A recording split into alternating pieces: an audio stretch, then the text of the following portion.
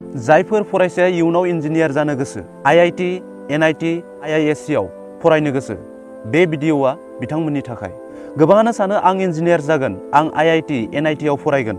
गोबां बिमा बिफाफोरा सानो आं फिसाखौ इन्जिनियार फरायहोगोन, आईआईटी, एनआईटी बायदि मुंदांखा फसंथानाव फरायनो होगोन।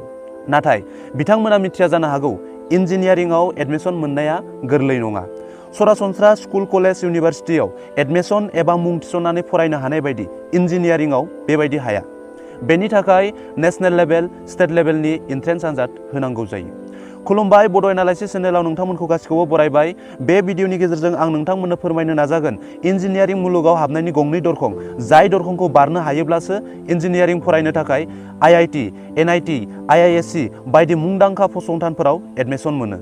लोगोफोर, आं दिनै नोंथांमोननो फोरमायगोन इन्जिनियारिं फरायनो थाखाय होनो गोनां मोननै एन्ट्रेन्स आनजाद, JEE मेन्स आरो JEE एडभान्स सोमोन्दै। जायफोर इन्जिनियारिं फरायनो गोसो बिथांमोना बेनि सोमोन्दै मिथिना लानाया गोनां। JEE जाबाय नेशनेल लेभेलनि एन्ट्रेन्स एग्जाम। JEE नि आबुं महरा जइन्ट एन्ट्रेन्स एग्जाम। बे आनजादखौ मोननै बाहागो खालामनाय जादों, JEE मेन्स आरो JEE एडभान्स। मोननैबो आलादा आलादा आनजाद। JEE मेन्स आरो JEE एडभान्स बे मोननै आनजादखौ इन्जिनियारिंआव मुं थिसननो नागिरनाय उदायथाव फरायसाफोरखौ सायख'नो थाखाय खुंनाय जायो।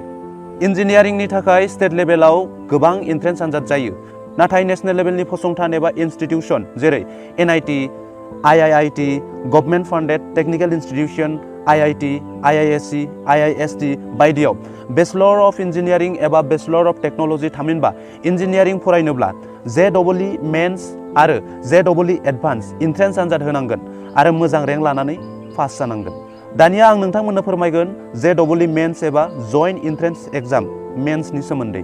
JEE मेन्स एबा जइन्ट एन्ट्रेन्स आनजादखौ नेशनेल टेस्टिं एजेन्सिया खुङो। बे आनजादखौ बोसोराव खेबनै खुंनाय जायो। बोसोरफ्रोमबो डिसेम्बर, जानुवारि आरो एप्रिल दानाव बे आनजादखौ खुंनाय जायो। JEE मेन्स आनजादाव उथ्रिनो हायोब्ला NIT, IIT, government funded technical institution, Indian institute of space technology बायदि बायदि मुंदांखा फसंथानफोराव मुं थिसननानै इन्जिनियारिं फरायनो हायो।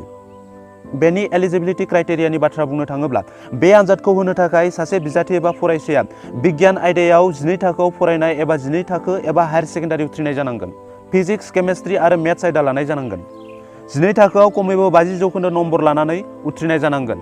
JEE मेन्सनि एग्जाम पेटार्ननि बाथ्रा बुङोब्ला बे आनजादा गासै 300 नम्बरनि जायो।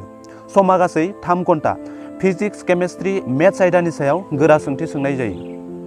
JEE मेन्स आनजादखौ सासे फरायसा एबा केन्डिडेटआ फारियै 3 बोसोरसिमल' होनो हायो। थामहिनबा बे आनजादखौ सासे फरायसाया 3 बोसोरल' होनो मोनो, बेनि बारा एटेम्प्ट खालामनो मोना।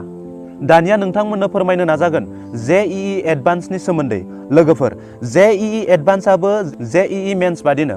बे JEE एडभान्स आनजादखौ IIT, Indian institute of science, Indian institute of space science and technology, IISER हादरनि बायदि बायदि मुंदांखा फसंथानफोराव बेचलर अफ इन्जिनियारिं एबा बेचलर अफ टेक्न'लजि फरायनो नागिरनाय उदायथाव फरायसाफोरखौ सायख'नो थाखाय खुंनाय जायो। थामहिनबा जायफोर फरायसाफोरा आईआईटी, आईआईएससी, IISER बायदि फसंथानाव इन्जिनियारिं फरायनो गोसो बिथांमोना JEE एडभान्स आनजादखौ होनांगोन आरो मोजां रेंक लानानै उथ्रिनांगोन। बे आनजादखौ बोसोरफ्रोमबो भारतनि गं 7 मुंदांखा आईआईटीफोरनि गेजेराव जायखिजाया गंसे आईआईटीआ खुङो। 2023 मायथाइनि थामहिनबा बे बोसोरनि JEE एडभान्स एन्ट्रेन्स आनजादखौ आईआईटी गुवाहाटीआ कन्डाक्ट खालामगोन। JEE एडभान्स आनजादा बोसोराव खेबसेल' जायो, जेराव JEE मेन्स आनजादा बोसोराव खेबनै जायो। JEE एबा जइन्ट एन्ट्रेन्स एग्जाम एडभान्स आनजादनि पेटार्न आरो एलिजिबिलिटि क्राइटेरियानि बाथ्रा बुङोब्ला बे आनजादाव गासै गांनै पेपार थायो। गांफ्रोमबो पेपारनि थाखाय 3 घन्टा सम होयो। गांनैबो पेपाराव फिजिक्स, केमेस्ट्रि आरो मेथ्सनि सायाव सोंथि सोंनाय जायो। बे आनजादखौ हिन्दी नङाब्ला इंराजि रावाव होनो हायो। JEE एडभान्स एग्जाम होनो थाखाय नांनाय एलिजिबिलिटि क्राइटेरियानि बाथ्रा बुङोब्ला JEE मेन्सनि एलिजिबिलिटि क्राइटेरियाजोंनो एखे बुंजायो। JEE एडभान्स होनो थाखाय खालि फरायसा एबा बिजाथिया JEE मेन्स आनजादाव उथ्रिनाय जानांगोन। मोनसे बाथ्राखौ मिथिनाया गोनां, JEE एडभान्स आनजादखौ JEE मेन्स आनजाद उथ्रिनाय गासै सा 2,50,000 बिजाथिफोराल' होनो हायो। जायफोर फरायसाफोरनि नम्बर एबा रेंकआ बे 2,50,000 नि गेजेराव गोग्लैयो बिथांमोनासो JEE एडभान्स आनजादखौ होनो मोनो। लोगोसे मोनसे बाथ्राखौ मिथिनानै थानाया गोनां, सासे बिजाथि एबा फरायसाया JEE एडभान्स आनजादखौ फारियै 2 बोसोरल' होनो हायो, थामहिनबा खेबनैल' होनो मोनो।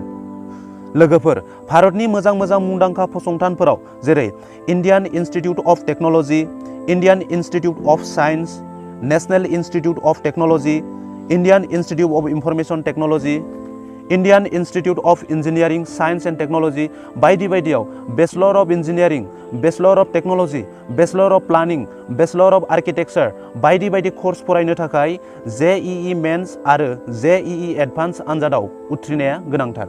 बे मोननै आनजादखौ उथ्रिनो हायोब्लासो एडमिसन मोनो, नाथाय खालि पास जाब्लानो एडमिसन मोनगोन बेबायदि नङा।